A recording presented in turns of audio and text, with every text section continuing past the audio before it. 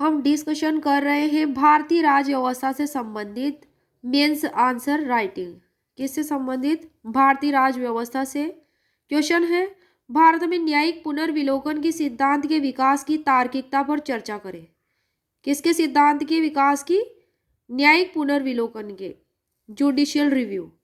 Answer है, न्यायिक पुनर्विलोकन एक ऐसा सिद्धांत है जिसके तहत न्यायपालिका कार्यपालिका और विधायिका के कार्यों की समीक्षा करती है। कौन? ये न्यायिक पुनर्विलोकन, जुडिशियल रिव्यू क्या है? एक ऐसा प्रिंसिपल, ऐसा सिद्धांत है जिसके तहत न्यायपालिका कार्यपालिका और विधायिका के कार्यों की समीक्षा करती है। ये जुडिशियल रिव्यू। न्यायपालिका यह देखती है कि कार्यपालिका द्वारा किए गए कार्य कानूनी उपबंधों के अनुरूप हो रहा है या नहीं हो रहा है।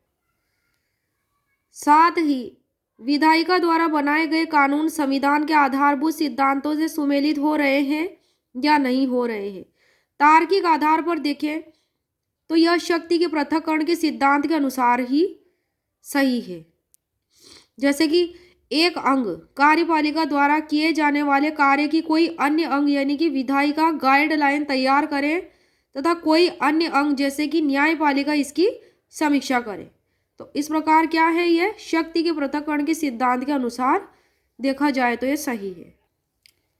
लेकिन फिर विवाद वहां खड़ा हो जाता है जब कोई अन्य अपनी सीमा का अतिक्रमण कर देती है।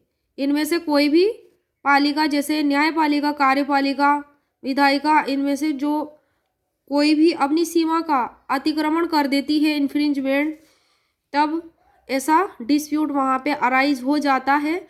साथ ही कार्यपालिका और विधायिका को जनता से जुड़े रहकर व्यावहारिक आधार पर कोई निर्णय लेना होता है। किसको? कार्यपालिका और विधायिका को। उसे न्यायपालिका द्वारा बिना समझे न्यायिक पुनर्विलोकन के आधार पर खारिज नहीं किया जाना चाहिए। न्यायपालिका ऐसा कोई कार्य नहीं करेगी जो जुडिशियल रिव्यू के आधार पर खारिज नहीं किया जाना चाहिए। कब? व्यावहारिक आधार पर कोई निर्णय लेना उसे न्यायपालिका द्वारा बिना सोचे समझे ही खारिज नहीं किया जाना चाहिए। कि जुडिशियल रिव्यू के आधार पर बिना सोचे समझे जो कोई बात हो गई, डिस्प्यूट हो गया हो, तो उस पर निर्णय लेने से पहले मात्र जुडिशियल रिव्यू के आधार पर वह खारिज नहीं किया जाना चाहिए, कोई भी मैटर हो। और ना ही पॉलिसी मैटर पर कार्यपालिका को कोई निर्देश देना चाहिए।